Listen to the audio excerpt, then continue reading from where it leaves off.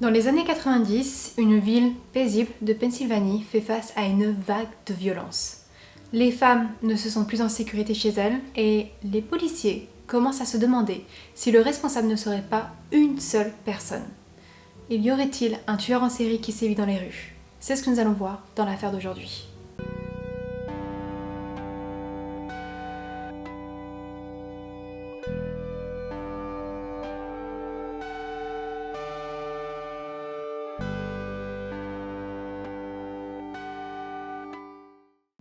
La ville d'Allenton, en Pennsylvanie, se réveille tranquillement le 8 août 92, ignorant le cauchemar qu'a vécu une de ses habitantes la nuit précédente.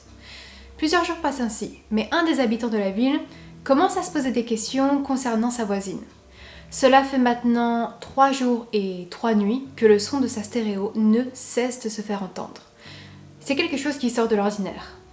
En y repensant, cet habitant se dit qu'il n'a pas vu non plus sa voisine sortir de chez elle, ni même pour récupérer son courrier, et il décide alors de prévenir la police.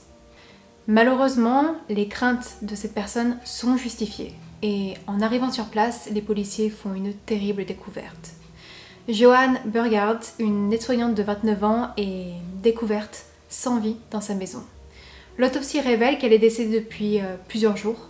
Elle a été battue à mort en recevant plus de 30 coups au niveau de la tête, et elle a également été victime d'un viol. Les parents de Joanne commencent à s'inquiéter pour leur fille lorsqu'ils apprennent qu'elle ne s'est pas rendue au travail pendant plusieurs jours. Ils s'inquiètent particulièrement car Joanne a eu plusieurs épisodes dépressifs dans le passé, allant jusqu'à parler d'enlever sa propre vie. Au vu de son absence, ses parents redoutent qu'elle soit passée à l'acte et ils décident de se rendre à son domicile. Mais lorsqu'ils arrivent chez elle, ils font face à plusieurs voitures de police et à de nombreux habitants qui entourent la maison. Ils comprennent rapidement que quelque chose de grave est arrivé à leur fille. Mais ils n'envisagent pas une seule seconde qu'elle puisse être victime d'un homicide. Les policiers tentent de comprendre qui en voulait à la jeune femme et ils s'entretiennent avec ses proches. Cette aide-soignante était appréciée de tous, elle était gentille avec son entourage. Tous s'accordent à dire qu'elle était extrêmement intelligente, ayant brillamment réussi au niveau scolaire. Mais Joanne luttait constamment avec elle-même. Elle souffrait de dépression, d'anxiété et elle avait une faible estime d'elle-même. La vie de cette jeune femme n'a pas toujours été facile et tous ces troubles peuvent être liés à une agression sexuelle qu'elle a subie à l'âge de 10 ans. Après cet événement traumatique, Joanne est devenue plus renfermée sur elle-même, perçue comme une enfant assez timide. D'après ses parents, le seul ennemi qu'elle avait était elle-même. Personne à leur connaissance ne pouvait lui vouloir du mal. Elle, qui était une aide-soignante dévouée et passionnée, qui se rendait dans des maisons de retraite pour jouer du piano lorsqu'elle était en congé. Une information importante parvient aux policiers. Seulement 5 jours auparavant, Joanne avait porté plainte pour cambriolage. En effet, quelqu'un s'était introduit dans son domicile et lui avait dérobé 50 $. Serait-ce le cambrioleur qui est revenu au domicile pour s'en prendre à la jeune femme? C'est une des hypothèses des policiers. D'autant plus que Joanne ne semble pas avoir ouvert à son meurtrier. Il y a une trace d'effraction au niveau d'une de ses fenêtres. Il le constate car la moustiquaire présente a été découpée et arrachée. Les policiers tentent au maximum de retrouver le coupable, mais il n'y a aucune piste, aucun témoin, aucun suspect en vue et l'ADN ne donne aucun résultat. L'affaire stagne et les habitants de la ville d'Allenton reprennent leurs habitudes et relâchent leur vigilance. Mais ce n'est que le début de la terreur pour cette petite ville tranquille de Pennsylvanie. 1 an après le meurtre de Joanne, l'horreur frappe à nouveau les habitants. Le 9 juin 1993, il est encore tôt lorsque certains locaux se réveillent et qu'ils ouvrent leurs portes pour récupérer le journal du matin. Ils sont surpris de constater qu'il n'a pas été livré. La jeune Charlotte Schmoyer, 15 ans, est chargée de distribuer le journal dans les quartiers proches de sa maison. Elle prend sa tâche très au sérieux. C'est donc très étrange qu'elle n'ait pas effectué la distribution ce matin-là. Un des habitants d'Allenton remarque un chariot depuis sa fenêtre. Il sort voir de quoi il s'agit. En s'approchant, il voit que ce chariot est celui de Charlotte, celui qu'elle utilise pour transporter les journaux. La situation semble anormale et les policiers sont avertis. Ils arrivent sur place et ils commencent à chercher l'adolescente.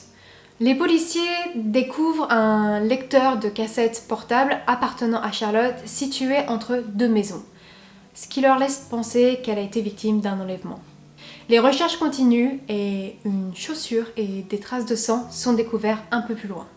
En suivant les traces, ils arrivent jusqu'à une zone boisée où ils découvrent le corps de l'adolescente enseveli sous plusieurs bûches.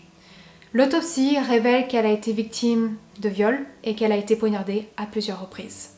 L'ADN est envoyé en analyse, mais aucune correspondance n'est établie à travers la base de données. Le 17 juin, John et Denise Samcali rentrent à leur domicile après avoir passé quelques jours de vacances à l'extérieur. Lorsqu'ils rentrent chez eux, ils constatent qu'une bouteille de whisky entamée est présente dans leur cuisine. Aucun d'eux ne l'a laissée là avant de partir. Ils soupçonnent que quelqu'un s'est introduit chez eux pendant leur absence et ils observent voir si d'autres choses ont bougé. John se rend compte que ses armes ont été volées. Il contacte les forces de l'ordre pour porter plainte pour vol. Il n'y a aucun signe d'effraction, ce qui est étrange. Mais le couple tente de penser à un suspect et récemment, des ouvriers avaient eu accès à leur domicile pour faire des travaux de rénovation. Et donc ils pensent immédiatement à eux. 3 jours plus tard, un nouveau drame survient à Lenton. Une petite fille de 5 ans est découverte par sa mère inconsciente dans son lit. Elle respire encore. Elle est transportée à l'hôpital et elle survit à ses blessures.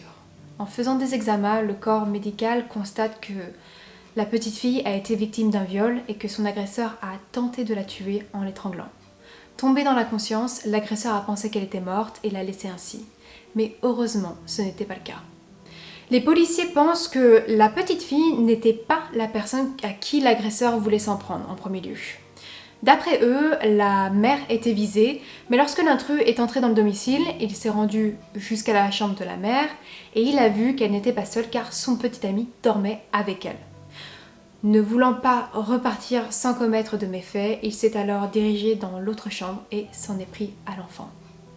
Presque une semaine plus tard, le 28 juin, une autre femme fait face à son agresseur. Il s'agit de Denise, la femme qui avait signalé le vol de ses armes avec son mari peu de temps auparavant.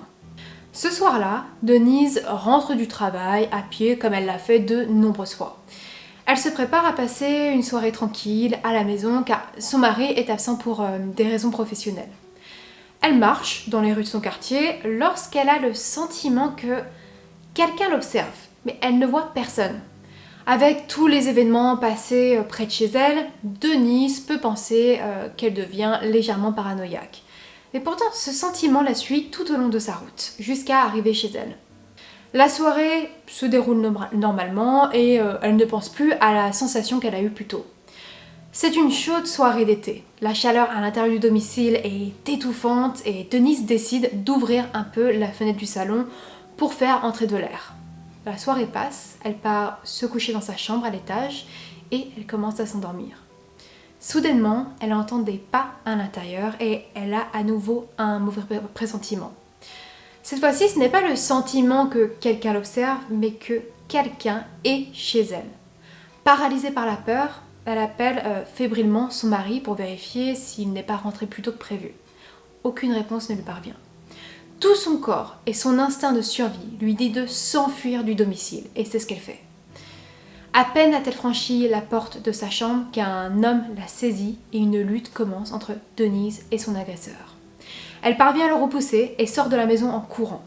Alors qu'elle est au niveau de sa cour avant, son agresseur la rattrape et la plaque au sol. Là encore, Denise lutte avec force et elle parvient à mordre l'intrus au bras. En réponse à cette attaque, l'homme lui assène des coups au visage et prend le contrôle sur sa victime. Denise subit un viol et son agresseur tente de l'étrangler lorsque son voisin, alerté par les cris, sort dehors et fait fuir l'agresseur avant de pouvoir appeler les secours. Elle est transportée à l'hôpital où son mari la rejoint quelques heures plus tard.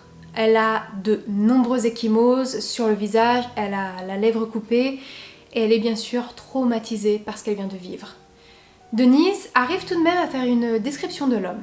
Il est jeune, dans le début de la vingtaine, d'origine caucasienne, des cheveux et des yeux noirs.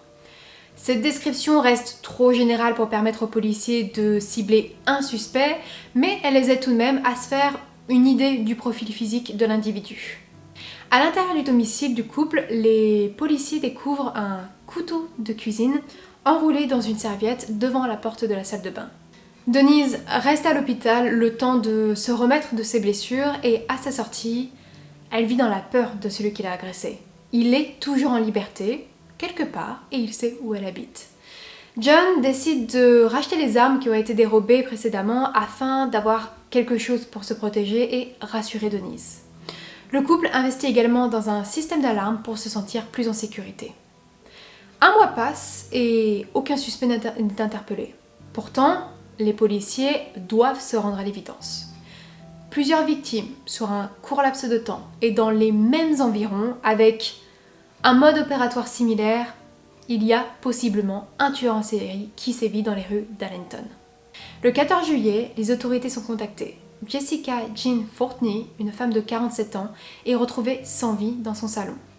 Comme d'autres victimes précédentes, elle a subi un viol, elle a été battue et poignardée à plusieurs reprises. Avec cet homicide, on constate une similitude avec les autres agressions survenues dans la ville. Et le coupable semble être un seul et même homme pour toutes les agressions. Mais celui-ci échappe toujours aux policiers qui n'ont pas fait plus d'avancées. 4 jours après, soit le 18 juillet, l'alarme de Denise et John se déclenche dans la nuit, faisant ainsi fuir l'agresseur qui tentait de s'introduire à nouveau dans leur domicile. Après cette nouvelle tentative, les policiers se disent que l'agresseur ne s'arrêtera pas tant que Denise sera en vie. Et ils pensent qu'il va à nouveau essayer de s'introduire dans le domicile et de tuer l'épouse. Avec cette conviction, les policiers décident de la protéger et cela leur permet également d'établir un plan pour appréhender le coupable. L'officier Brian Lewis est chargé de cette mission. Chaque soir, entre 23h et 23h30, il se rend au domicile du couple et il passe la nuit à veiller sur eux. 12 jours passent ainsi, mais l'agresseur ne revient pas pendant ce laps de temps. La mission de l'officier Lewis touche bientôt à sa fin. Et il sait qu'il ne pourra plus protéger autant Denise si l'homme revient plus tard, et il veut à tout prix mettre la main dessus pour l'empêcher de nuire. Une décision est prise, il faut faciliter l'accès à la maison, tendre un piège au tueur. L'officier laisse une fenêtre du bas ouverte en espérant que l'homme tombe dans le piège et essaie d'entrer par là. Denise et John partent se coucher, espérant que ce cauchemar se finisse bientôt. Il est 1h30 du matin lorsque Brian Lewis entend du bruit au niveau d'une des portes. Il sait qu'il peut s'agir du tueur et il se tient prêt avec son arme. L'intrus pénètre par la fenêtre comme prévu et l'officier le braque. Il tente de procéder à son arrestation. L'agresseur réagit rapidement et un échange de coups de feu s'ensuit. Denise et John, qui dorment à l'étage, sont réveillés par les détonations et ils sont terrorisés. Ils se saisissent de leurs armes et ils les pointent en direction de la porte de la chambre, prêts à ouvrir le feu si le meurtrier l'ouvre. C'est un soulagement pour eux lorsque l'officier Lewis vient leur parler à travers la porte. Mais ce soulagement est de courte durée lorsqu'ils apprennent que le tueur est toujours en liberté. Lors de la lutte avec le policier, l'intrus est parvenu à casser une vitre dans la cuisine et s'est enfui par celle-ci. D'autres policiers arrivent sur place et ils constatent des traces de sang dans la cuisine. Ils ne savent pas si cela est à cause d'une blessure par arme ou d'une coupure, mais cela signifie en tout cas que le suspect est blessé. Les autorités contactent tous les hôpitaux de la région et leur demandent de les avertir si un homme se présente avec une plaie par balle ou une coupure importante.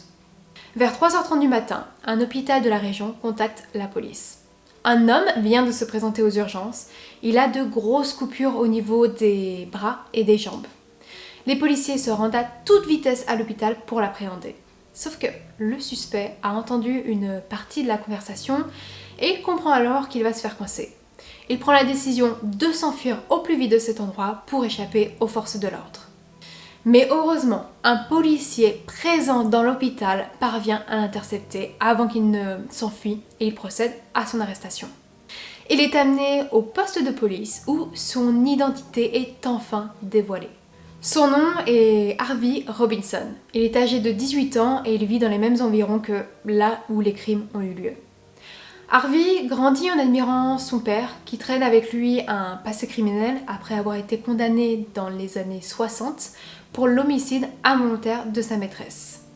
Harvey a un passé criminel qui a débuté à l'âge de 9 ans lorsqu'il a été surpris en train de voler dans un magasin. Il a continué au cours des années à commettre des délits comme des vols par effraction. Il montre des signes de violence dans son enfance et il montre aussi un profond refus à se soumettre à l'autorité des autres. Il développe des addictions à certaines drogues pendant son adolescence et il a du mal à s'adapter aux normes sociales. Voici les informations que j'ai pu obtenir le concernant. Son ADN est prélevé et il correspond avec celui retrouvé sur plusieurs victimes. Harvey, dans un premier temps, plaide coupable pour tentative de meurtre sur la petite fille de 5 ans et sur Denise Sam Cali. Il est condamné à presque 100 ans de prison. En novembre 1994 arrive le procès concernant les meurtres de Joan Burghardt, Charlotte Schmoyer et Jessica Jean Fortney. Il est reconnu coupable et il est condamné à mort pour chacun d'entre eux. À l'époque des faits, Harvey Robinson était considéré comme l'un des plus jeunes tueurs en série de l'histoire américaine, ayant commis son premier meurtre à l'âge de 17 ans. En 2006, il échappe à son exécution qui est reconduite à plus tard et il fait appel pour sa condamnation à mort dans l'affaire de Joan. Il invoque le fait qu'il avait seulement 17 ans au moment du crime et que depuis 2005, la Cour suprême des États-Unis a décidé que les condamnations à mort pour les mineurs étaient inconstitutionnelles. Il obtient gain de cause et il est condamné à la perpétuité pour ce crime. En 2012, la peine de mort concernant le meurtre de Charlotte est modifiée et la peine devient une peine à perpétuité. En échange, Harvey accepte de renoncer à tous ses droits d'appel concernant cette affaire. Malgré toutes ses tentatives d'appel, il reste dans le couloir de la mort pour l'homicide de Jessica Jean Fortney. Harvey est donc toujours en attente de son exécution en Pennsylvanie. En 2019, un juge lui a suggéré de faire don de son cerveau pour que les scientifiques puissent l'examiner après sa mort. Il lui dit ça. Je pense que le seul cadeau que vous puissiez offrir à la communauté est d'aider la science à comprendre votre comportement. Harvey n'a pas dit qu'il était contre cette idée, il a dit qu'il devait voir si c'était en accord avec sa religion. Car depuis son incarcération, il s'est converti à l'islam. Je tiens à ajouter qu'Harvey a été soupçonné dans une autre agression, mais qu'il n'a jamais été condamné pour celle-ci. Il s'agit de l'attaque qu'a vécue Leslie Gerhardt, survenue 5 ans avant le meurtre de Joan. Durant une soirée de 1990, Leslie passe la nuit chez une amie lorsqu'un homme découpe la moustiquaire et il s'introduit dans la chambre. Celui-ci a commencé à battre la jeune femme avec une brique. Mais il s'est enfui lorsque son amie, chez qui elle était, s'en est rendu compte et s'est mise à crier. Harvey a été suspecté parce qu'il avait été dans la même école primaire que la jeune femme et qu'il l'avait harcelée dans les semaines qui ont précédé l'attaque. Mais les preuves étaient insuffisantes, aucune charge n'a été faite contre lui. S'il est le responsable de cet acte, cela signifie qu'il avait 15 ans lors de sa première tentative de meurtre. J'ai pu lire que Denise était malheureusement décédée de cause non dévoilée au public dans son domicile au début de l'année. Elle avait 65 ans. Denise a toujours accepté de parler de cette affaire et de ce qu'elle avait vécu, estimant que cela pouvait aider d'autres femmes qui pouvaient vivre ce genre de scénario. C'est tout pour l'affaire de cette semaine, j'espère que vous l'avez trouvée intéressante. Si c'est le cas, vous pouvez me le signaler dans les commentaires ou également avec un like. Et nous on se retrouve la semaine prochaine pour une nouvelle affaire.